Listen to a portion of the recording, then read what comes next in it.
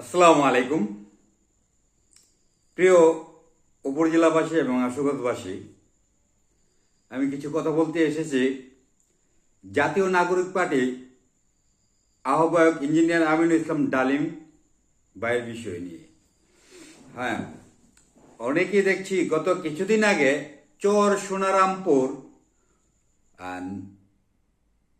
বসত বিটা ভাঙনের বিষয় নিয়ে চর সোনারামপুরবাসী আমাদের এনসিপি নেতাকর্মীদেরকে দাওয়াত করে নিয়েছিলেন। তাদের যে বিভিন্ন বালু বৈরবের এবং বিভিন্ন জায়গার বালু কাটার যে বালু কেটে নিয়ে যাচ্ছে, তাদের এখানে বেশ ৬-৭ হাজার লোক বসবাস করে, ওই বিষয় নিয়ে আমরা কিন্তু গিয়েছিলাম। তার পাশাপাশি মানুষে বালু কাজ করিলে তার পিছনে সমালোচনা হয় এবং যাদের পকেট বাড়ি করতে পারে না তাদের বিরুদ্ধে কিন্তু আমরা কথা বলি। যারা পকেট বাড়ি করে, যারা টাকা পয়সা মানুষের অথবা দুর্নীতি বালু ডেজারে বালু কেটে অথবা মামলা বাণিজ্য মাদক নিয়ে, এগুলো নিয়ে কিন্তু ইঞ্জিনিয়ার আমিনুল ইসলাম যখন কথা বলে তার পিছনে কিন্তু সমালোচনা শুরু হয়ে গেছে। তো যোগ্য ব্যক্তিদেরকে নিয়ে অযোগ্য ব্যক্তিরা কিন্তু সমালোচনা করে। যে ইঞ্জিনিয়ার আমিনুল ইসলাম ডালিম সে উপজেলার আহ্বায়ক জাতীয় নাগরিক পার্টি। সে যদি কোনো বালুর ব্যবসার সাথে জড়িত থাকতো অথবা কোনো টেন্ডারবাজির সাথে জড়িত থাকতো তাহলে মনটাকে বোঝাতে পারতাম। তাকে নিয়ে যে মিথ্যা প্রবকাণ্ড ছড়াচ্ছে, যারা মামলা বাণিজ্য করছে, যারা বালুর ব্যবসার সাথে ডেজারের মাটি কেটে তাদের সাথে জড়িত, তারা এখন এই সমাজে সাধু হয়ে গেছে। যখন আপনি একটি ভালো কাজ করবেন, অন্যার প্রতিবাদ করবেন, আপনার পিছনে শত্রু লেগে যাবে এবং শত্রু তৈরি করতে হলে আপনি ভালো কাজ করবেন, তাহলে আপনার শত্রু বেড়ে যাবে। অন্যার প্রতিবাদ করলে আপনার শত্রু বেড়ে যাবে।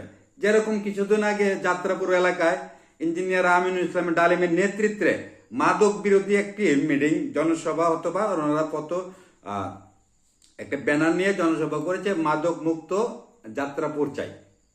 এরকম একটা করার পর থেকে যখন উনি ভালো ব্যবসায়ীদের বিরুদ্ধে কথা বলার পর থেকে ইঞ্জিনিয়ার আমিনুল ইসলাম ডালিমকে নিয়ে নানা রকমের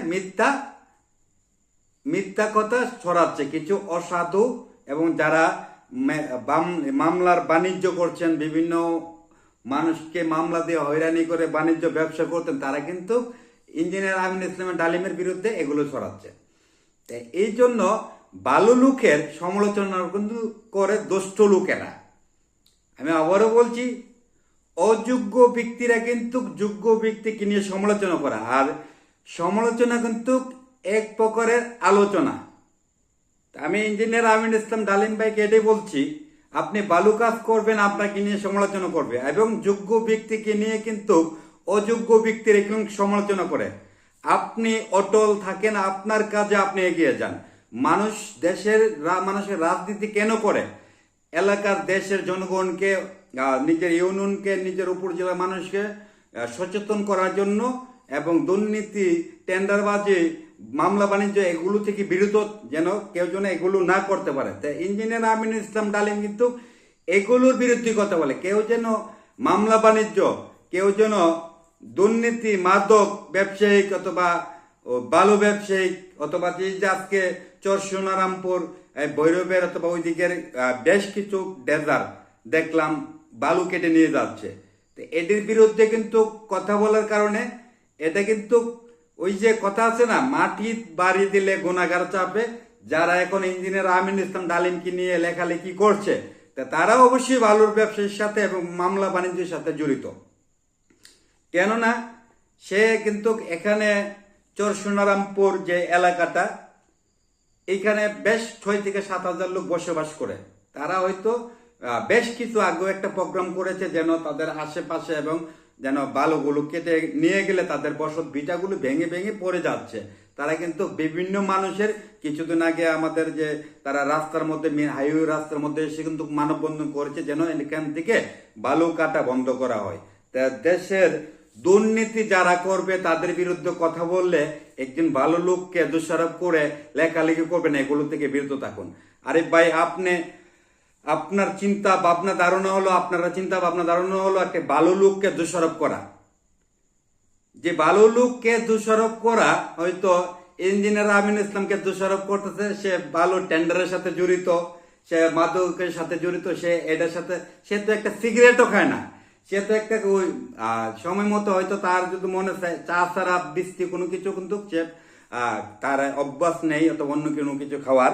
তা আমরা সারাক্ষণ থাকি হয়তো বা আমরা পান সিগারেট থেকে ধরে যেটা মনে হচ্ছে এটাই খাচ্ছি অথবা আমরা তো বেশ কিছুদিন ধরে হয়তো ইঞ্জিনিয়ার আমিন ইসলামকে দেখে যাচ্ছি, হয়তো মানুষের জন্য, মানুষ একটি বিপদে পড়লে তাকে সহযোগিতা করার জন্য, তাকে বিপদ থেকে উদ্ধার করার জন্য তার ভূমিকা কতটুকু থাকে, সে চরম ভূমিকা পালন করে একটা অসহায় মানুষ যেন বিপদে না পড়ে, মানুষের জন্য অযথা মানুষকে যেন মিথ্যা মামলা দিয়ে যেন তাদেরকে যেন হয়রানি না করে, সে এইগুলোতে নিয়ে একটু সচেতন থাকে। সে এগুলোর বিরুদ্ধে কথা বলার কারণে কিন্তু ইঞ্জিনিয়ার আমিন ইসলাম ডালিমকে নিয়ে নানা রকমের কিছু মানুষ আছে লেখালেখি করছে। তাই আজকে নিজে মাটিতে বাড়ি দিলে গুণাগার যেহেতু ওঠে, হয়তো আজকে যারা ইঞ্জিনিয়ার আমিন ইসলামকে নিয়ে কোন মন্তব্য করছেন, হয়তো আজকে আপনাদের এই মন্তব্যের কারণে হয়তো ইঞ্জিনিয়ার আমিন ইসলাম ডালিম থেমে থাকবে না।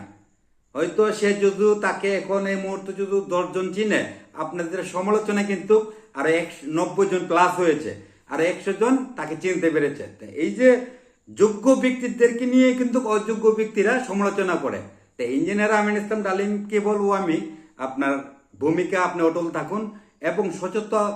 হয়তো আজকে আপনার সত্যর পথে হাঁটার কারণে কিন্তু আপনার বিরুদ্ধে লেখালেখি নানা রকমের মিথ্যা অভিযোগ দিচ্ছে অথবা লেখালেখি করছে, এগুলো মাথায় না নিয়ে অসহায় দরিদ্র মানুষের পাশে অথবা মানুষের সত্য কথাগুলো মানুষকে মিথ্যা মামলার বাণিজ্য থেকে যেন মানুষকে ফিরিয়ে রাখতে পারেন, সেই দিকেই লক্ষ্য রাখুন। কে কি বললো এবং যারা আপনাকে নিয়ে সমালোচনা করছে তাদেরকে ধন্যবাদ জানান।